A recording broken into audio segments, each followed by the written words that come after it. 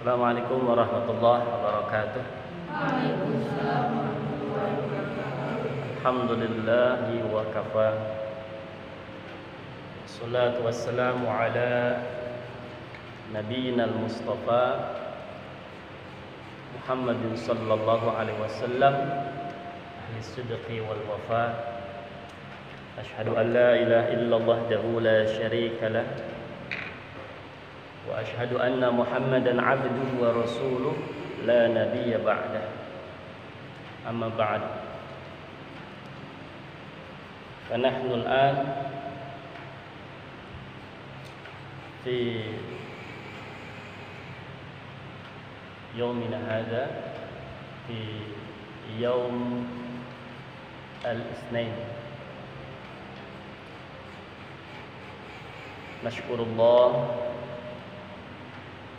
الذي أعطانا نعما كثيرة باطنة كانت أو ظاهرية، باطنية أو ظاهرية، حتى استطعنا أن نحتفل أن نحضر في هذا المكان، في هذا المجلس المبارك إن شاء الله.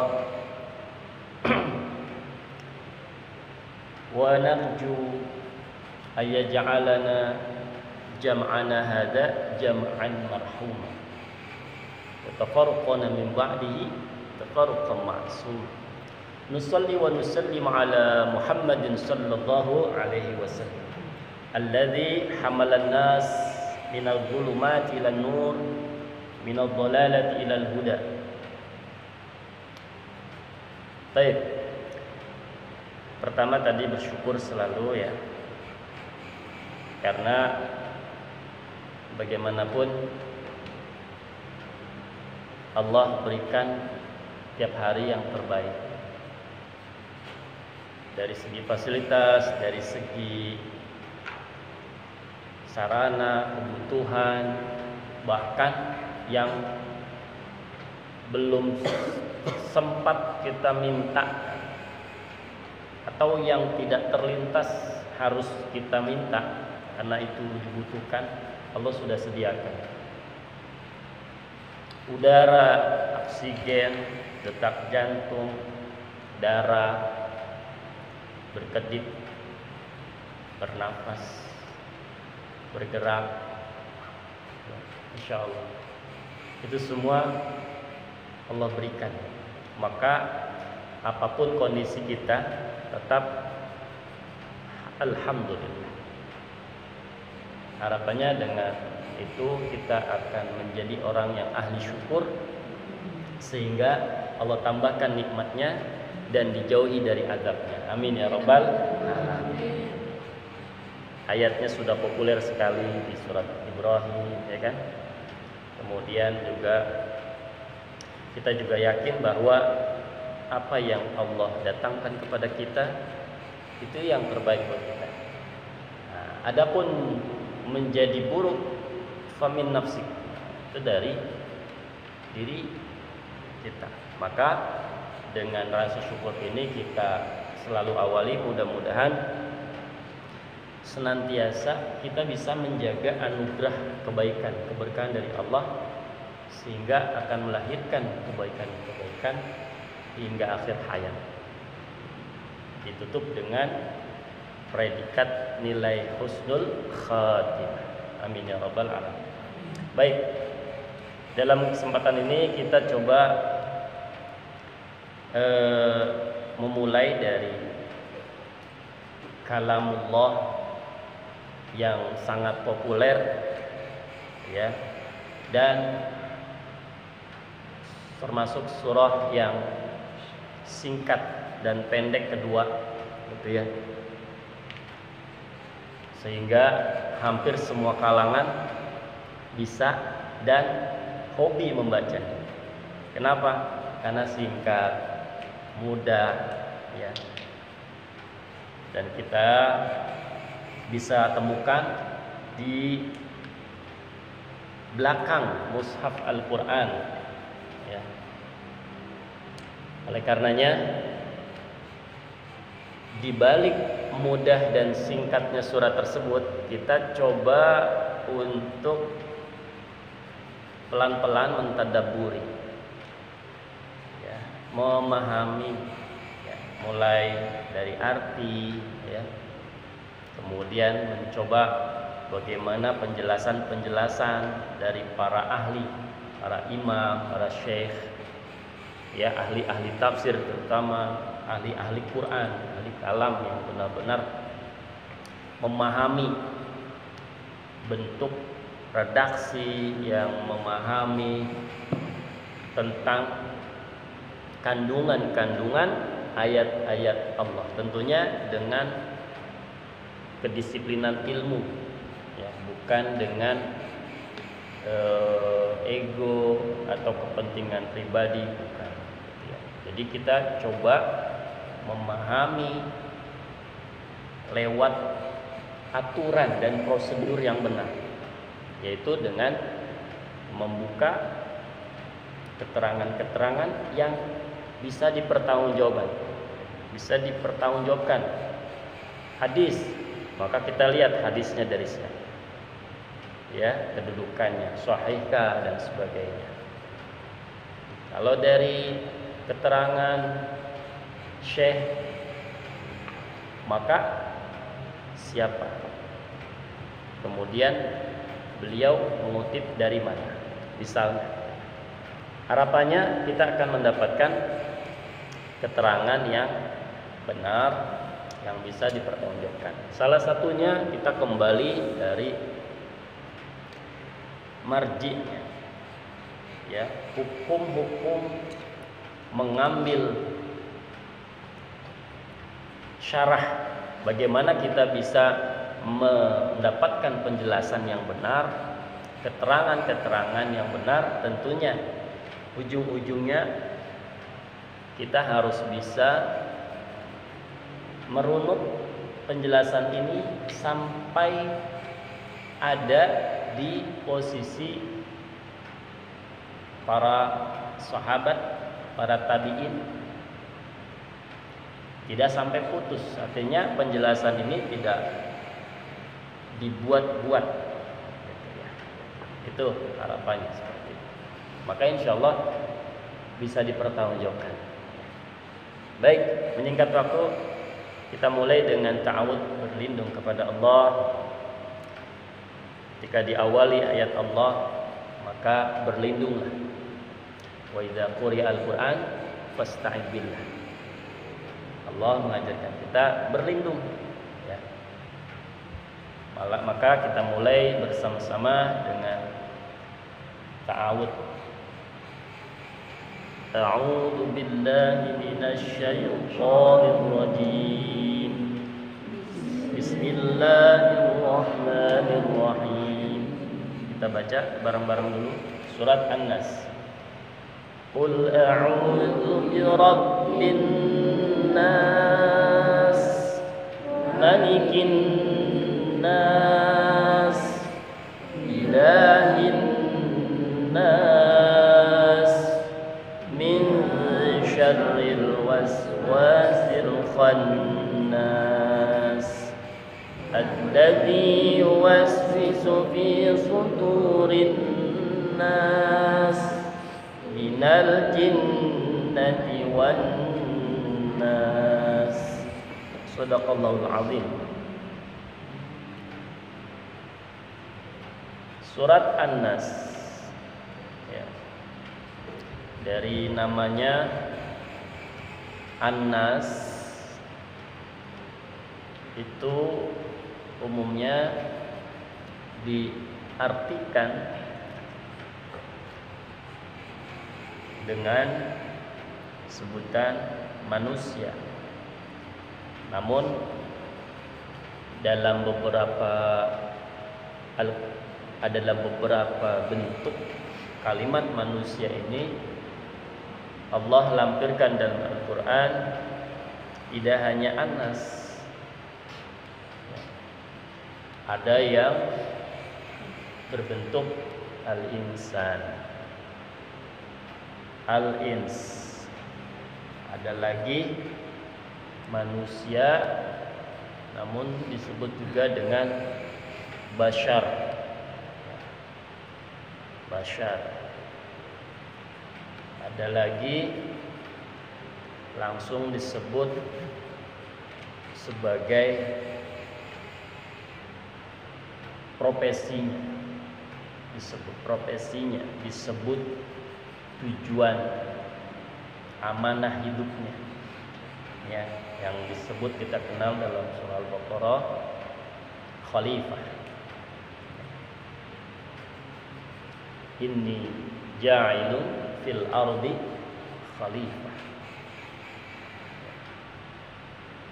Tapi yang dimaksud khalifah di situ, Allah menciptakan manusia. Namun secara populer al-insan, al-ins, ya, bashar, ya, dan kali ini disebut an-nas, itu keseluruhannya manusia. Meskipun ada beberapa para ahli membuat spesifikasi, mendetailkan. Contoh misalnya, ya, dalam bentuk tunggal itu lebih cenderung al-ins misalnya. Ya. Jin juga begitu, ya, makhluk yang selain manusia juga seperti itu. Ada sebutan tunggal, ada sebutan jamak, dalam bentuk satu atau lebih dari dua. Jadi ada beberapa sebutan. Nah, anas itu bentuk jamak, termasuk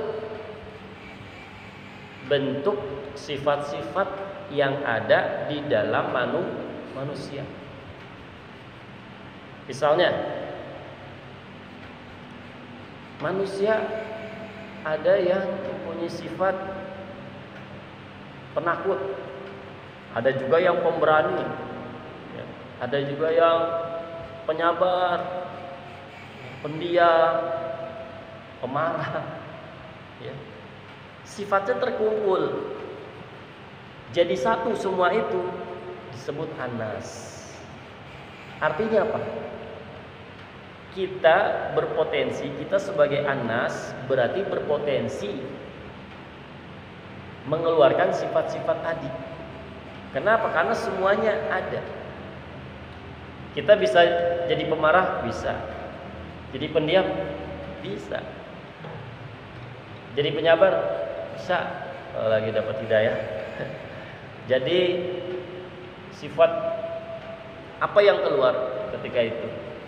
Ketika mungkin kita pendiam, mungkin ketika waktu-waktu tidak ada orang, ya, umumnya. Tapi kalau dia sendiri masih nggak pendiam, nah dia ngobrol sama siapa? Dia penyabar, kebetulan mendapat hidayah.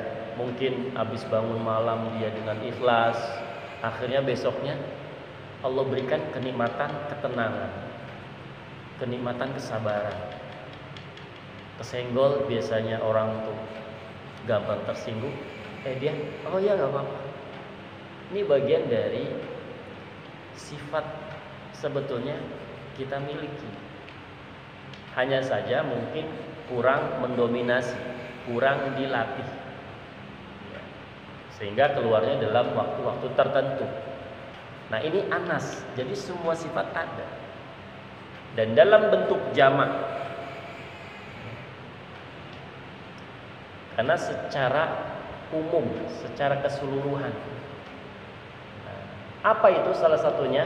Kita lihat di dalamnya. Secara umum, secara keseluruhan, yang disebut anas, ya, kita itu tidak bisa menjadikan dirinya atau tidak bisa menjamin perlindungan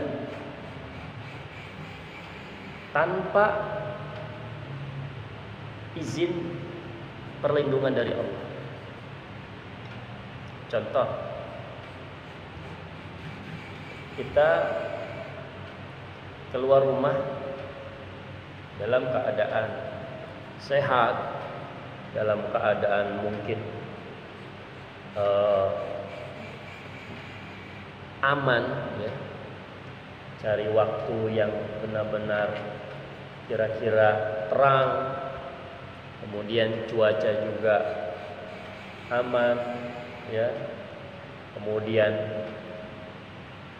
sudah ramai, kemudian kita lewat jalan yang aman, kemudian juga kita kalau nyebrang nengok kanan kiri, ya. Sedemikian rupa kita ciptakan dalam rangka melindungi diri kita. Tapi apa yang terjadi? Terjaminkah diri kita? Belum tentu.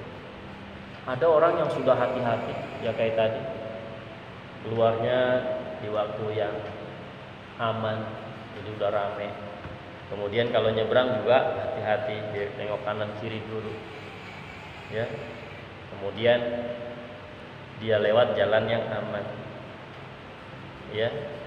Dia hati-hati, makanya dia pakai juga alas kaki. Tapi apakah menjamin? Terjamin dirinya, ya, terlindungi dari segala apapun? Tentu tidak, ya. Maka karena tidak ada yang bisa menjamin manusia itu, maka di sini kita diajarkan untuk selalu berlindung. Nah, ini perlindungan di dalam surah An-Nas ini ada beberapa, ya, yang diajarkan oleh Allah untuk kita senantiasa berlindung kepada Allah. Namun ada yang menarik di surah An-Nas ini,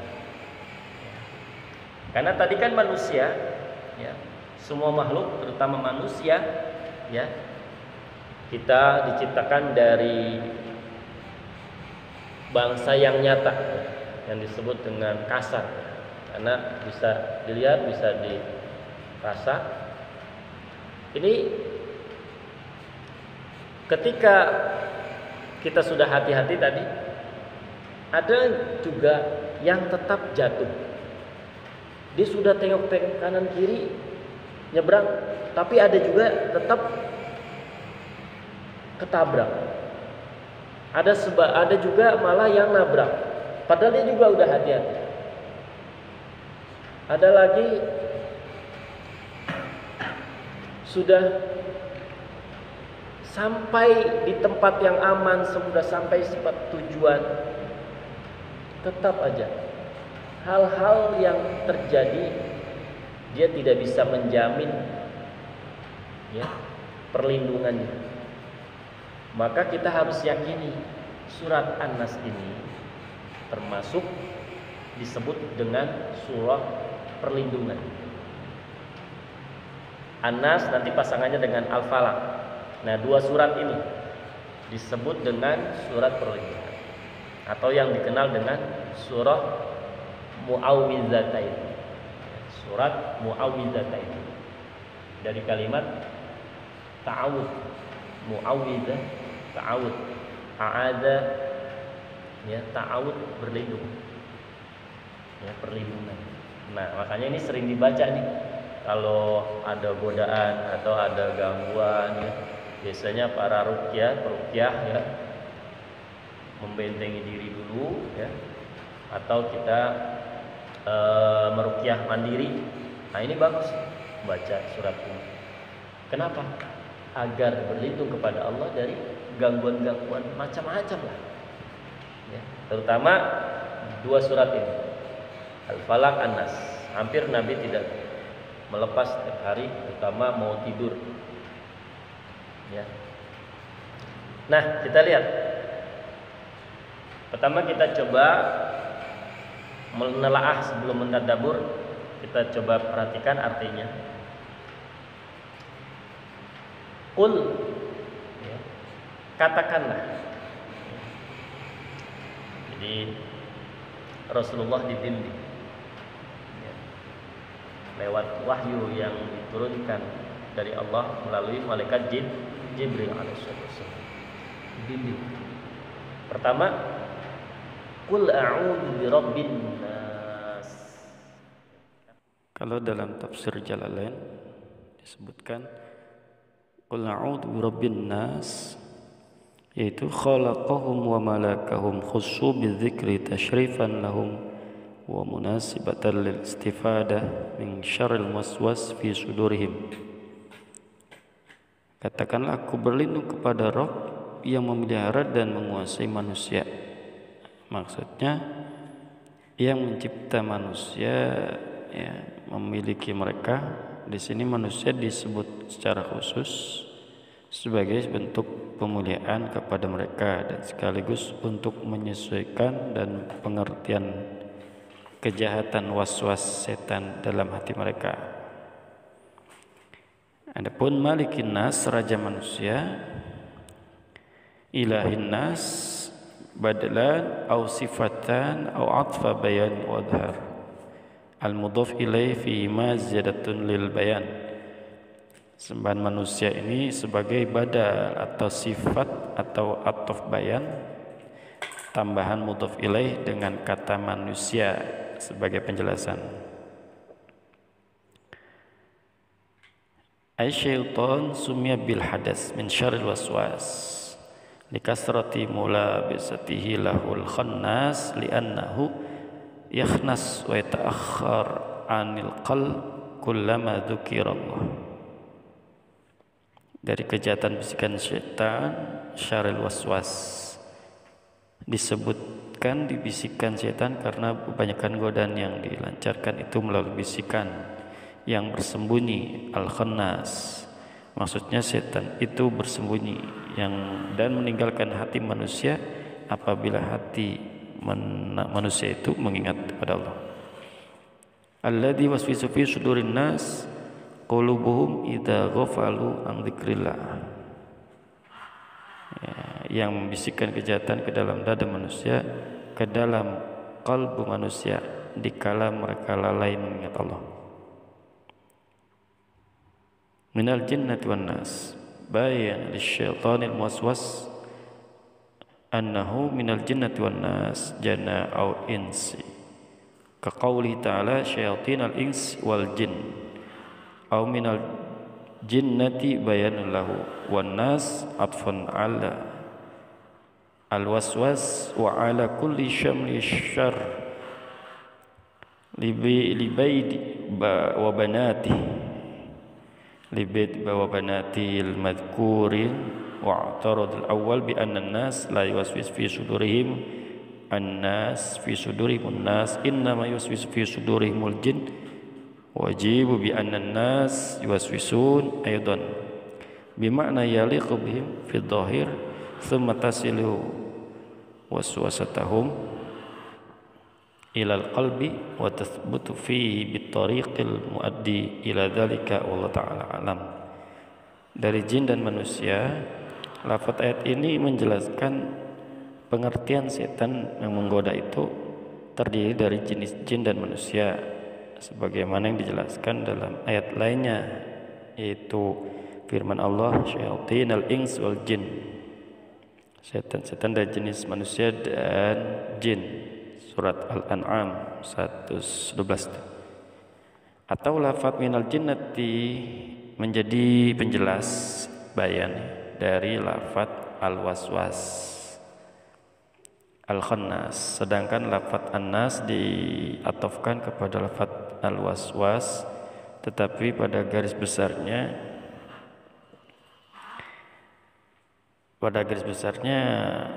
ya tadi ya, misalnya lafaz minal jinnati menjadi bayan atau penjelas dari lafaz al-waswasil khannas, sedangkan lafaz an-nas diatofkan pada lafaz al-waswasnya. gitu. Tetapi pada garis besarnya telah mencakup kejahatan yang dilakukan oleh Labid bin Al-A'sam dan putrinya yang telah disebutkan sebelumnya. Pendapat pertama menyatakan bahwa di antara yang menggoda hati manusia di samping setan adalah manusia. Pendapat tersebut disanggah dengan suatu kenyataan bahwa yang dapat menggoda hati manusia hanyalah jin. Ini dapat dijawab dengan pernyataan bahwa manusia juga bisa memberikan was-was godaan dari sisi lahiriah. Akhirnya masuk dalam kalbu dan menjadi mantap di dalamnya, yaitu melalui cara yang dapat menjurus ke arah itu. Wallahu ta'ala alam. Nah, dari keterangan tafsir Jalalain ini bahwa Allah itu Rabb manusia, yaitu pencipta dan menguasai manusia. Disebut Rabb manusia dalam surah An-Nas ini karena nantinya yang dibicarakan adalah godaan pada hati manusia. Yang dibicarakan godaan pada hati manusia. Manusia dikhususkan dalam ayat ini sehingga disebut Rabbin Nas karena manusia itu sangat mulia. Allah itu raja manusia, Allah itu sembahan manusia, Allah sebagai Rabb dan sebagai Malik dari manusia. Itulah yang layak disembah dan diibadah. Sifat setan itu memberikan was-was, godaan, dan al-khannas yang bersembunyi kala seseorang mengingat Allah. Setan menggoda manusia ketika ia lalai. Ada dua pengertian. Setan yang menggoda ada dari kalangan jin dan manusia. Yang kedua, setan yang menggoda dalam hati hanya dari kalangan jin. Namun yang lebih tepat adalah setan yang menggoda bisa dari kalangan jin dan manusia. Setan bisa menggoda ria, akhirnya masuk ke dalam kalbu hati.